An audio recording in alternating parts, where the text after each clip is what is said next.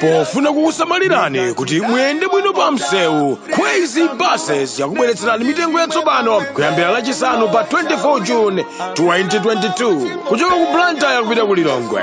Akulu 20,000 kwacha ndipo ana 15,000 kwacha. Return ticket kuchoka ku Blantyre kupita ku Lilongwe. Akulu 35,000 kwacha ndipo ana 28,000 kwacha. Kuchoka ku Blantyre kupita ku Mzuzu. Akulu 32,500 kwacha ndipo ana 25,000 kwacha. Return ticket. Akulu 60,000 kwacha ndipo ana 47,000 kwacha. Kuchoka ku Mzuzu kupita ku Lilongwe. Akulu 20,000 kwacha ndipo ana 15,000 kwacha. Return ticket. Kuchoka ku Mzuzu kupita ku Lilongwe. Akulu 35,000 kwacha ndipo ana 25,000 kwacha. Mitengo iyamba kugwira ntchito lachisanu pa 24 June 2022. Ngati mukufuna kufunsa zofunsa zina, tangoimbani foni pa nambala iyi 0886-780-355. Crazy Buses, miles of smiles to your destination.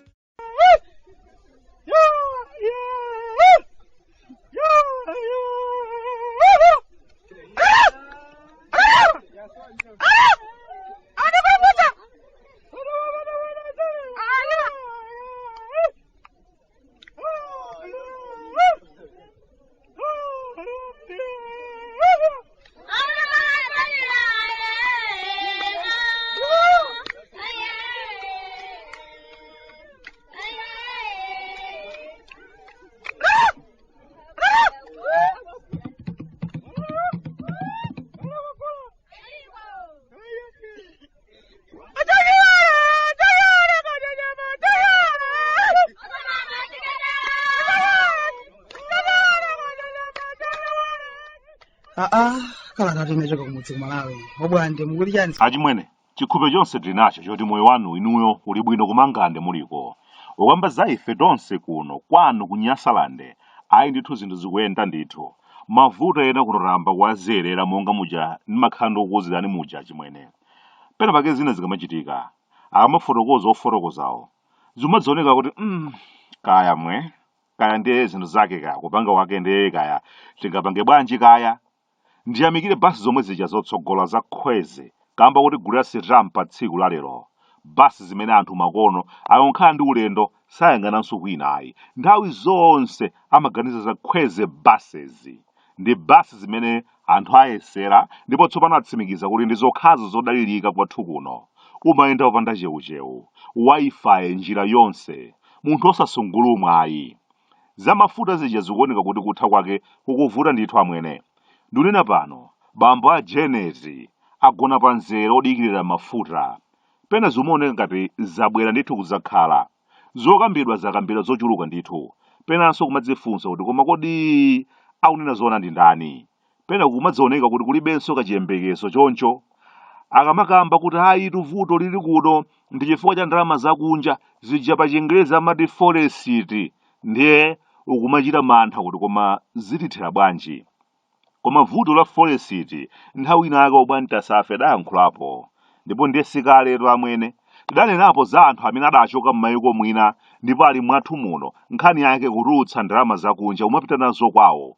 Koma munga mwa nthawi zonse kwathu kuno nkhani makhaya chosamva anachiphikira m'masamba nkhululu ya nzeru chani uko. Timafuna kumamva nkhwangwa ili mmoto. Kwathu kuno ndikophweka anthu kutulutsa ndalama za mayiko akunja kupita nazo kwina. Ndipo awokhuzidwawo salabadansoyi. Nakambapo za kampani zina zimene cholinga chake sikudzapindula ife ngati dziko koma kudzazembetsa ndalama zakunja kupita nazo kwawo. Ena kwathu kuno akupanga bizinesi koma loko mu banki zathu samapondamo ndi komweyi. Umadzifunsa kuti kodi iwowa ndiye akapanga bizinesi zawo, ndalama zawo ndiye amakasunga kuti, komwe makasungako ndiye zimapita kuti.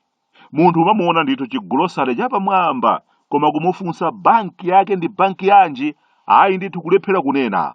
Tinawo makosana oti ngakhale akuluakulu yena kuno amawadziwa. Nawonso bawo okha amakhala ngati banki amapezeka ndi foresiti mitundu yonse. Makosanawo akumipandoko akafuna amapita kwa amene okagwada ndiye adziwafunsa mukufuna zinga. Pano pazafika poti chiyembekezo chayamba kuchepa tsopano, ngakhale mankhwala amene kuti abwere kwathu kuno akuti kufunika foresitiyo, ndiye mukudziwanso ino fotereza ndiye kaya amwene sikudziwa kuti ukukonzedwa nzeru zotani ulendo uno. Koma bigewo ndiye achoka apita kunsuma kwa nthawi yoyamba. Ada anayitanitsa msonkhano monga mwa nthawi zonse kukalankhula za mavuto amene tikumana nawo. Adzadzi angapereka ndemanga zawo za mmene kwathu kuno tikuyenera kuyendetsera zinthu. Anakafotokoza kuti akuti ochatsika ndi gulu lawo samayenera kuyenda kupita kulikonse, akuti amayenera kuvomereza kuti basi zinthu zativuta basi, ngati ndikufa tiyeni tingodya chakudyachi chomalizachi basi tidzigona zonse zathera pamenepa. Kungoti pena pake adza akatuluka kulankhulapo anthu ena akakumaona kuti kaya yamwe. Ena mwa mavuto amene tikukumana nawo kuno anabwera ndi adza ndi anyamata awo. Pakadali pano anthu othandiza anathawa kale kwathu kuno, zinthu sizili bwino. Adza ndi anyamata awo anakumba dzenje kumapereka malipoti abodza ndithu m'maso muligwa. Apa pa zinthu zili bwino, palibenso vuto lililonse, basi tithandizeni basi kumasintha zinthu ndithu kuti tapindani zilembazo inu, azungu akaone kuti zinthu zikuyenda bwanji, tachitani masama anyamata. Ndikudziwa mudzinena kuti koma Bwande chabwino ngakhale amanamiza azungu kuti zonse zili bwino, komabe zinthu zimayendabe, mafuta analipo, chuma chimayenda bwino, ndipo ndiye mukunena zoona achimwene zimayendadi, koma timalera chithupsa mkatikati zinthu zimatukusira. Koma akafunena kufinya ndithu musatero ndi mwadululu basi ululu usiya, ndiye madzakwana nthawi utamwayi mwadululu ndiye chithupsa chimayenera kuphulika ndithu. Lero lino ndimaona ngati anthu ngati mwanji wadza sangaime pachulu kumanena kuti zinthu zikuyenera kuti titere kenakanso titere, pamene akhala nawo gawo lalikulu la mavuto amene tikukumana nawo pakadali pano. Dzenje limene adakumba mpakana pano likusautsa. Azungu atazindikira kuti kana anthu atamambala chonjeti basi akuluakulu yalulani mphasa pano sipokhala. Lero akamasekerera kuti tinkanena ife kuyendetsa chinthu chisikophweka iyayi, m'malo moseka zomatimvetsa chisoni. Adza okanika kuvomereza kuti zinthu zindasintha, ukanika kukhala nawo pamwambo wopereka mphamvu kwa munthu wina ngati mmene zakhala zikuchitikira ndi mayiko ena. Lero akuti kuyendetsa zinthu siliteroyi. Ndikudziwa mmene ndakamba za zimenezi wakumbukira. Inde kaya kwathu kuno tikumasirira zochitika m'mayiko mwina achimwene, tikumasirira za pa zedi pompa apa. Anzathu ku zedi zinthu zikuyenda.